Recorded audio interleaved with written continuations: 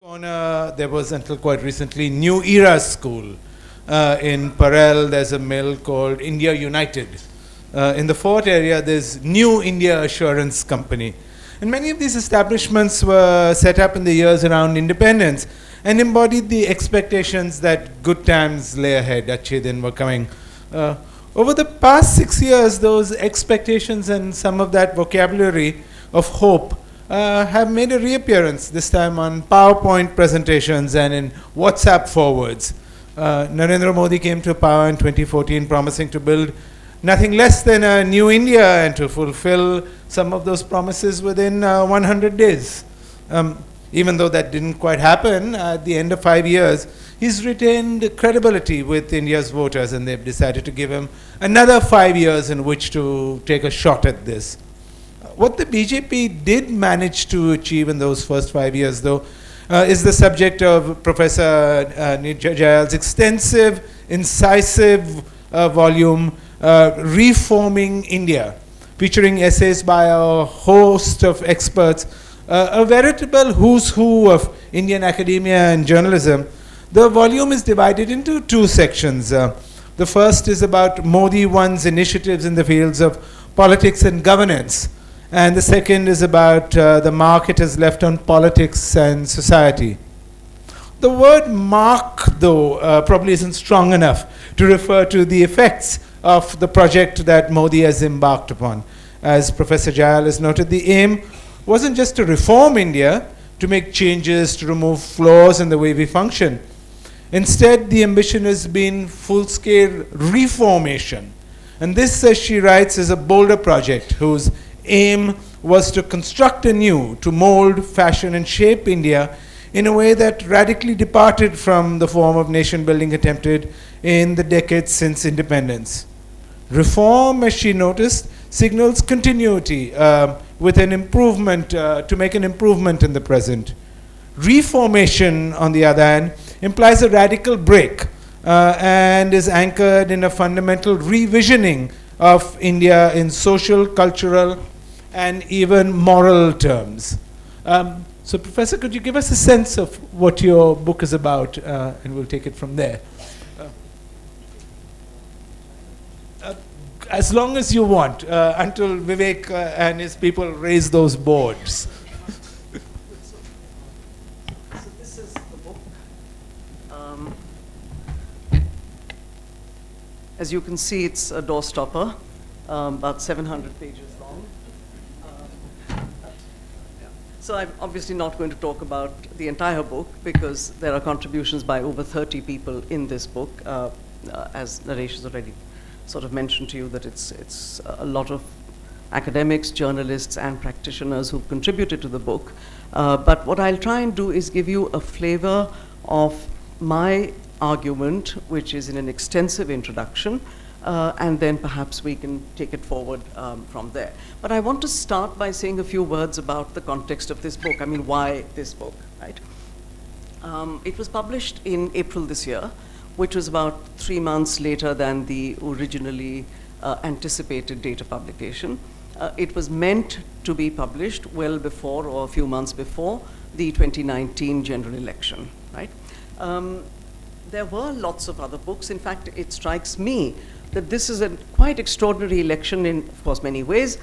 Among them, that there was a spate of books being published just before the 2019 elections. Many of them were about elections per se, so whether it was Prannoy Roy, Naveen Chawla, and Mr. Qureshi and others. And then there were several books on the RSS, and subsequently that has continued. We have books on the sort of doctrinal aspects of the RSS and so on coming out. And you had one serious work on the academic work on the majoritarian state. You had a few others on, at least one other on in report card mode. This book is somewhat different from all of those. But to return for a second to the question on why this flood of books just before an election, which I think is uncommon, I think it has something to do with the fact that the credibility of the mainstream media had become somewhat suspect in the last few years. That's part of what was going on between 2014 and 2019. I mean, obviously, I exclude what Naresh edits, that is scroll. I exclude publications, we call them that, digital publications like The Wire and so on. But in general, the mainstream media, including the electronic and especially the electronic media, had become quite suspect.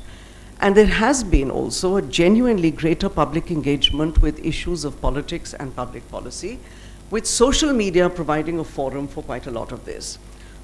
So, or rather, however, while more and more people seem to be genuinely interested in politics than before, sadly, there's less and less scope for reasoned debate and reasoned disagreement. And that is part of the gap that this book was trying to fill, which is, it's an intervention, a kind of contribution to the larger cause of informed debate and disagreement. And I emphasize the word informed, because debate and disagreement we have aplenty, but informed debate is much harder to come by. And that is what we presume citizens in a democracy to be doing. However, the forms of greater public engagement that we've seen on social media, and this came up in the plenary, in the opening plenary session in which Naresh was also a panelist, finds reflection in what Ravish Kumar has called WhatsApp University, deeply divisive, polarizing opinion, even on issues on which facts can speak for themselves. But the whole idea of fact has become such an unstable idea in itself, with alternative facts, with fake news and all of this, that it's hard to arbitrate. So that again was something that this volume was trying to plug. It was commissioned, all these articles are, I think one was published before, but every other article here is specially commissioned by people who have subject expertise, but who were asked to write for a general audience, to write accessible pieces, even if they were academics, asked to write accessible pieces for the general public. And it's ambitious in coverage, but it's not comprehensive. Even at this length, it's not comprehensive. And I hope it does not convey the feel of being in an echo chamber. And it's less a catalogue of facts, though facts are important, but it's more interpretive kind of essays. And I have to say this, there was no perspective or point of view that was recommended to the contributors. They were invited to comment on a specified area of their expertise in this accessible way, but interpreting them from their own perspective. So there are articles in this that, for instance, I may not agree with, substantially. So, but let me give you a sense of the diversity of contributors before I discuss what I'm arguing here. I think we have a reasonable diversity of contributors, at least a third of whom are younger scholars, because I felt that younger scholars are better placed to, or younger practitioners are better placed to think about the present in the context of the past and the future, to have a more balanced view than someone my generation might. And so let me tell you who some of the chapter authors and topics are. Yogendra Yadav writes on farmers' insecurity, Smita Gupta of The Hindu on the PMO, Ramchandra Guha on Kashmir, Ravish Kumar on the media, Pratiksha Bakshi on governing India's daughters, which is an essay on Beti Bachao, Beti Padhao, Madhav Khosla on judicial accountability, Anant Eltumre, whom you heard last night, on onslaughts on Dalits in the time of Hindutva, young lawyer Gautam Bhatia on freedom of speech, Ram Manohar Reddy on demonetization, Diane Coffey on Swachh Bharat, and Yamini Iyer on welfare. So you see, it's a fairly wide range. Anyway, in a sense, Naresh has done part of my job by explaining what this idea of reforming India, it's a slightly clumsy title, but the hyphen is important. In the first iteration of the program here, the hyphen was actually forgotten, because most people do not realize that the hyphen is so significant to the title, which it is. What it signals is that what we've been living through since 2014 is an experiment in reforming India, as opposed to just reforming it. So, like Naresh just said, you could have economic reform, you could have administrative reform, and that was, in a sense, what was promised to us, which simply is about improving what seems to be not quite satisfactory. But reform is a bolder project that seeks to remake and reshape and remold and so on in a way that departs radically from the vision of the Indian nation that was advanced in the course, that was forged and advanced in the course of the movement for freedom from colonial rule, and which found embodiment in the Constitution. I'm not 100% on the same page as Anant Teltumre's argument last night that the entire constitution is more or less bogus. I don't believe that. I think that, you know, 3/4 of it, yes, we know is borrowed from the Government of India Act of 1935, but the remaining 1/4 is a profoundly significant and important document, one that I am happy to live by, even if the powers that be often are not. Anyway, so in 2014, what we were promised or what we were offered, and there was a little bit of, you might say, subterfuge here. There was an offering of Vikas, development, and what was not explicitly offered, or at least not by the prime ministerial candidate at any rate, was the project of Hindutva. Other leaders were espousing that project quite openly. So the same day that Narendra Modi spoke in the Sri Ram College of Commerce in Delhi University about Vikas and development, the same day Rajnath Singh in Allahabad at the Kumbh Mela, I think, spoke on Hindutva and how when the BJP came to power, it would advance the project of Hindutva. But there were many people who had a touching faith that it would be economic and administrative reform, and through that, Vikas, that would take precedence over Hindutva, which you might take as a synonym for reform. It turned out that reform has been way more successful than reform, with, in my view, unhappy consequences for our social fabric. So from Make in India, we've actually got to Project Remake India, right? When this book was published, as I said, in April, we were already being reformed. But since May, I think the evidence that we are hurtling rapidly, even unstoppably, towards being reformed, the evidence is now overwhelming. Right now, at this moment, possibly on Monday or Tuesday, there's going to be the introduction of a new citizenship amendment bill in Parliament. And a two-tiered citizenship is being created with alacrity in any case. The Citizenship Amendment Bill will, through that, we will see the introduction of a differentiated citizenship, a two-tiered citizenship based on religion. And this strikes at the basic root, at the roots of what you might call our basic structure of equal citizenship. The bill, for those of you who don't know it, is basically a bill that seeks to provide fast-track citizenship for illegal migrants and refugees from 3 neighboring countries, Pakistan, Bangladesh, and Afghanistan, for people belonging to all religions except one, no prizes for guessing, except Muslims. And the latest version of the bill has not actually been circulated. I've seen some screenshots late last night, which suggests that the previous version that was passed in January in the Lok Sabha said 6 years fast-track citizenship. This version says 5 years. And this version does not seem to refer to religious persecution, because the point of the bill was that it is for minorities in these 3 countries, religious minorities. It, of course, did not include Rohingyas, did not include Ahmadiyas and other sort of sects which are persecuted in those countries. Those were not included anyhow. On top of that, the evidence, there is no evidence required that you are a victim of religious persecution and thereby a refugee of religious discrimination. One hopes that there will be judicial recourse for this outrageous amendment, because think about it. It's an ordinary amendment to an ordinary law passed in 1955, which has the effect of undoing a whole constitutional structure. So there should be a legal challenge, and there will be a legal challenge to it, but I don't know how sanguine we can be about the outcome of that. What it does is, in the sense that I said, undermining the foundations of the Indian Constitution, is to create gradations of citizenship. Some will be first-class citizens, others will be second-class citizens, and it will basically legitimize second-class citizenship based on exclusively religious identity. The New India that you mentioned, and you're right, the term New India has been used even in the immediate post-independence period. It doesn't strike us so often, so that's a really valuable insight. Has come with a new nationalism, right? That's something we've all experienced.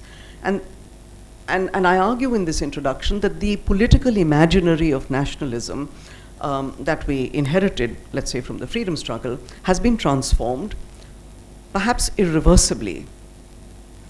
That conception of nationalism was of a civic nationalism, a nationalism that could bring citizens together, transcending or irrespective of their ethnic, religious, linguistic, regional, tribal, otherwise caste identities, leaving those identities behind, but interacting as citizens in the public sphere. That was the founding ideal of Indian nationhood at the time of independence, and it's something that's there in the Constitution. The nation as a political community is a civic community. It's not a religious community or any other kind of community. It's not a cultural community. But now the new nationalism that we have is a form of hyper-nationalism which is majoritarian, which is religion-based, which is exclusionary. And this, I argue, is a transformational, foundational shift. It redefines or asks us to redefine who we are. Our self-definition as a people, as a nation, has come into question. You might have noticed on November the 26th, which is now being celebrated ever more enthusiastically as Constitution Day.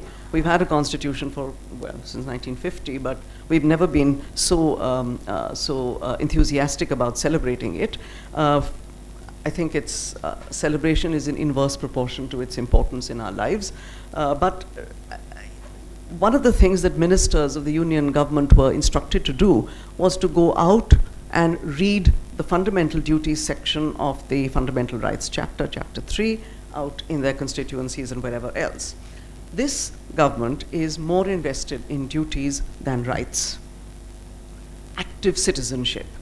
Active citizenship takes what form? Give up your LPG subsidy, and then you get a certificate from the Prime Minister. Yeah? Lose your savings in demonetization, what a good citizen you are. You get a pat on the back. You see yourself as a kind of civic equivalent of the soldier on the border. The implications for welfare, however, are more serious than these symbolic and trivial things. The implications for welfare are help yourself, don't expect the state to come to your help. Now, one of the things that one of the, not slogans, but one of the phrases that the Prime Minister gave us last year was at Davos at the World Economic Forum. He said, India is committed to reform, perform, and transform. In his Independence Day speech the same year, 2018, he said that we had actually achieved reform, perform, and transform. Now, as far as reform is concerned, there are many doubters, and many of them are in this volume as well, who have actually assessed that reform process and seen what it adds up to. As far as performance is concerned, it's no longer about the performance of government. It's about governance as performance. Governance as spectacle, as theater, intended to mesmerize, intended to hypnotize even, right? So you have the leader who is an actor interfacing with citizens who constitute his audience. And this is a familiar phrase in political theory, audience democracy. Audience democracy is typically seen as a disfiguration of democracy. Not only is governance an act of performance, even violence has become a spectacle. The kind of violence we saw and the retribution for it that we saw yesterday morning, I actually didn't watch it myself, but I've been hearing about it and reading about it. Violence has for the last several years been appearing as a spectacle. People who commit violence are taking videos of it. Remember the fellow in Rajasthan who was killed, who was lynched to death. Violence also appears as spectacle. It is filmed, it is sent around on social media, it is vicariously consumed, especially when it relates to vulnerable groups in our society. And of course, there's discursive violence, which is the violence of our speech. Coarse, bullying, intimidating, and always carrying the threat of actual physical violence. So, we are becoming a barbaric society in which violence is no longer something that is pathological. In a civilized society, violence is a pathology. In our society today, which I think is fast becoming barbaric, it is not pathological, it is normalized, it is justified, it is legitimized. Like we saw yesterday, the public response to the killing by the police of the 4 rapists in the Telangana case was not just brutal, it was a form of vigilantism only being exercised by the law enforcing agencies. When law enforcing agencies begin to adopt vigilantism as their mode of action, it is time for us to sit up and actually worry as to what kind of a republic this is. Now, it is not my claim, while I say this transformation is fundamental, it is not my claim that India was a perfectly functioning multicultural democracy before 2014. I wouldn't claim that. Democracy was a work in progress still. Pluralism was something we were still fully to realize, given the substantive inequalities marking the conditions of Dalits, Adivasis, and Muslims, particularly these three groups in our society. But at least it was an aspiration. At least it was the normative framework of our society and our polity, which unfortunately now I'm not so certain of. A couple of more quick points. Civil liberties, civil society. Now seen as unnecessary because they undermine national unity by encouraging the asking of unnecessary questions. A hard-won Right to Information Act has been whittled down, first institutionally by not filling up vacancies and so on, undermined. And now we are told that the government is so transparent, why do we even need a Right to Information Act? Right? This is an official statement from the Home Minister recently, who also said that human rights need to be redefined in accordance with Indian tradition. If there is an Indian tradition of human rights, I would like to hear more about it. If any of you know about it, I'd like to hear about it. Anyway, along with this, of course, we've seen centralization of governance. We've seen the slogan of minimum government, maximum governance coming true in a kind of perverse kind of way, where you have minimal involvement of most of government in the actual tasks of governance. And at the same time, you have maximum governance through the intrusion of the surveillance state in the lives of citizens, always looking over our shoulders. I should be doing that, actually. The institutions of governance, there's an article on the PMO, fine article on the PMO in this volume, but also the subservience of supposedly autonomous institutions, whether it's the judiciary, whether it's the election commission, and so on. So I think what I've tried to argue in this introduction is that we have made a shift from, and I think it's a fundamental transformational shift about the kind of people we are, the kind of nation we are becoming, and that is a move from one kind of political imaginary of nationalism to a completely different one. Earlier, and one final point here, earlier the reformist project in the last few years was being pursued less visibly, at least less visibly by government, and more by fraternal organizations of the Sangh Parivar and by vigilante groups. Post the 2019 election, I think it is fair to say that the reformist project is directly sponsored by the state and is being pursued relentlessly, even through legislation, whether it's the alacrity with which the Triple Talaq legislation was passed, or the reading down of Article 370, and now the CAB and the NRC, all intended to change the terms of citizenship in India. So I'll stop there for now. Naresh.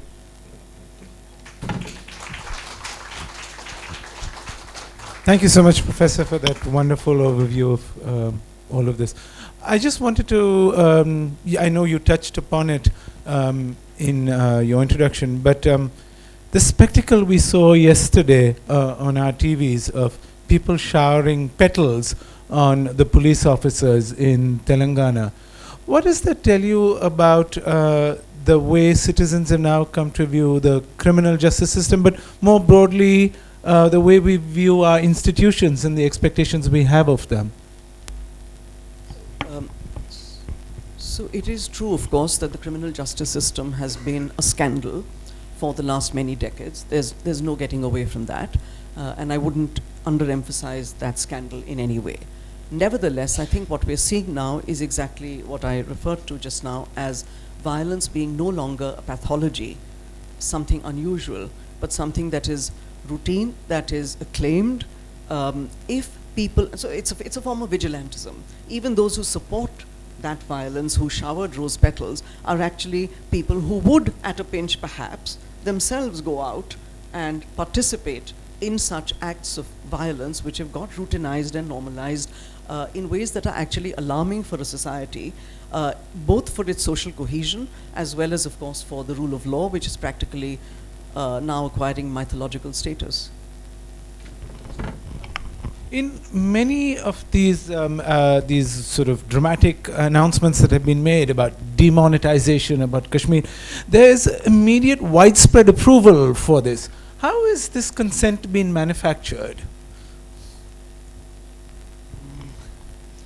I mean, I think we have a very effective and an extremely intelligent propaganda machine at work. This is not the first time that this kind of consent has been manufactured. I mean, I suppose we are all aware that there's been a resurgence now and reprinting of many novels, for instance, from the interwar years in Europe. I was reading one just a couple of days ago. It's called A Dressy Unknown. It's about the fracturing of a friendship between a Jewish man and his non-Jewish Christian colleague who moves back to Germany just in 1933-34, and it's an epistolary novel, so there's exchange of letters. And if you read the lines on liberalism in those two exchanges, in the exchanges of those in those letters, you could be talking about today. If I was to just remove those sentences, unfortunately I don't have the book with me. If I was to read out those sentences to you, you would say. So I think these are propaganda machines. The arguments haven't changed very much. The arguments haven't changed very much over time. The liberal project is, I mean, now in India, of course, liberalism is practically a bad word. So bad a word that you want to, having annexed the word Lutyens to it for some reason, to destroy liberalism, you have to destroy the buildings of Lutyens Delhi. It's that kind of project. So I think it's an effective propaganda machine, and there's a willing public, which is, I guess, what is the word? Charismatic leadership plays a role in this as well.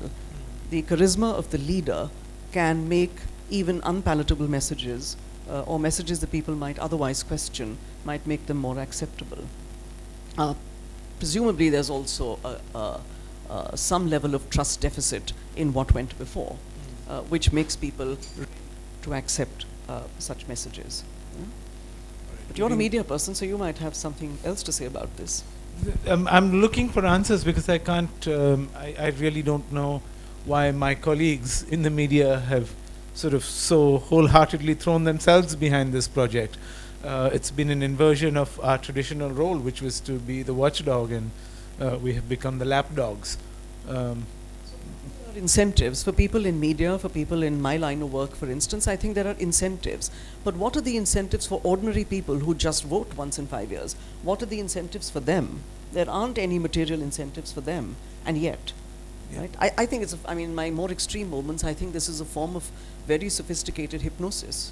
I mean, I've been wondering why, for instance, all these years after, in the immediate aftermath of demonetization, where everybody was put through great inconvenience, but all these years later, when we know now through data the problems that demonetization has caused, you still find so many people who will justify and rationalize it. It's sort of, we still don't have explanations for that. Well, they've told us that we have 10 minutes. I'm going to throw it open to the audience in a minute. But I wanted you to briefly talk about the other chapter you've written in the book, which is about how this is playing out in education and in the universities. So yes, I do have a chapter on higher education. It's called Fear and Desire, Crippling the Public University. It's about how the government approach towards public universities has been characterized by both of these sort of, one might say, contradictory sentiments. You fear the public university because of the questions it asks, but you also desire to control it and to pack it in your own way. You want to control it, you want to bring it down, and at the same time you desire to be in world rankings. So there are lots of contradictory impulses at work. But this essay, I would say, is now a little outdated in the sense that the challenges thrown up by public universities in the last couple of months, including my own university, but other universities in Delhi and outside Delhi, have actually brought the issue of privatization squarely to the forefront. Funding for higher education is declining. Public funding for public institutions in higher education is declining, and students are being asked to pay and to bear the cost of whatever form of higher education that they are getting. In a country like this where you have approximately, we don't have very new data because the government doesn't believe in data, but we had an enrollment, I think in 2014 or so, we had an enrollment of 30 million people in higher education institutions in the public sector. Even at that time, according to NSO data, there were 40 million who were outside, who should have been in it. I think we have such a large population of younger people, and I'm hearing less of the demographic dividend argument nowadays, but still, many of our leaders actually talk about youth as a resource, talk about the strength of this nation with a younging population. What are you going to do with this younging population if you put education beyond their reach? The 40 million who were not in higher education a few years ago are people who could not afford to get into higher education and stay there. If you're going to remove, JNU has 40% students who might have to quit if this fee hike goes through. In that case, you will have even more and more people who are unable to access higher education, and you have a large young population. What do you propose to do with them? I think there has to be some thinking, and I fear there is no thinking. Whatever thinking there is patchy, fragmented, incoherent. There is no policy. Universities like Delhi University has already done it. I think JNU is about to do it, taking out loans on this thing called HIFA, Higher Education Funding Authority, taking loans to see themselves through. But these loans will have to be repaid. Who's going to pay them? They're linked to the market, ultimately. So it's like an NBFC, this HIFA thing. So I think there has been very little policy thinking, serious policy thinking. The thinking about higher education has been purely ideological so far, in terms of Hindutva and so on, and that kind of agenda. It's now ideologically driven in a different sense, which is in terms of marketization and privatization, and I think both of these need to be questioned, or else we might as well say goodbye to the publicly funded higher education sector. All right, let's take questions now. Put your hand up.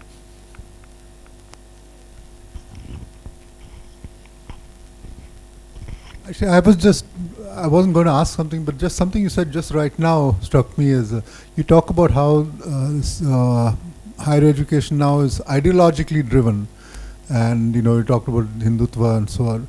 So what is this ideology? If just a few seconds before that you also said that the policy is piecemeal and patchwork and so on. So what kind of ideology is it that's driving this? If it is this patchwork, where's the uniform? Even if it is Hindutva, what is it taking us to? I think what I was trying to say is that there is no serious policy which takes the higher education into account, public, private, regulation, all of those things. Instead, what we have is this ideologically driven agenda of trying to pack institutions with people who are basically receiving political awards in the form of appointments. Yes, it is, because there's plenty now written about this. If you were to sit on selection committees in my university, you would see, you would get a sort of a very of what kind of appointments are being made and for what kinds of reasons. So it's not to say that political appointments were never made before. They were, and they were common. But this is another level. Can we combine the two questions and we'll have an answer, okay? Good morning, ma'am. So we know that India is right now in a developing state, whether it is in terms of political, economical, social or cultural. But in some areas also we do feel that India has not yet been reformed. Like in Article 377, it has been decriminalized and all. So my question is that India is still at the running of reformation, in the sense that is India still in that process of reforming itself to be the most developed country or not? We'll combine the two questions, please. So I think one of the reasons for the success of the reform agenda is that it's the only game in town. There's no ideological contestation. And it's striking, if you go back 50 years to the 1967 elections, you had two communist parties, you had socialist parties of various types, you had a free market liberal party, you had a Hindu nationalist party, all of which had produced ideological literature. So I guess why is the Republic no longer a site of ideological contestation? And why is there no one to speak up for the original form? Why is the reform agenda so uncontested? Thank you. Thank you. The young lady here, I think I was trying to draw a distinction between reform in the sense in which you're talking about it, and I don't think that that agenda has been accomplished or is even being attempted to be accomplished. The reform agenda, on the other hand, has been far more successful. Which takes me to Keshava's question, which is that why has it been uncontested? I mean, this is a deep question. We know that there is maybe not a critical mass, but certainly there are a large number of people who do still hold on to that idea.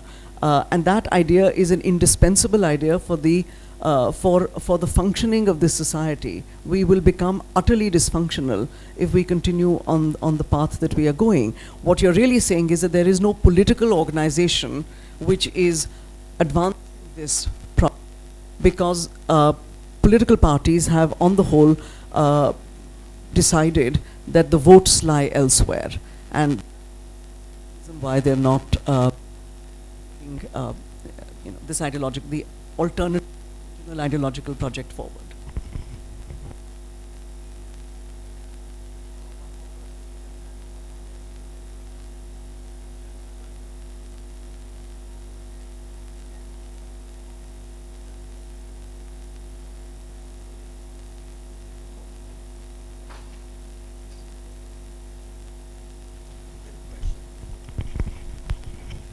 So, ma'am, you mentioned about the public university. So, about how they are all searching for higher education and all. What about the private universities also?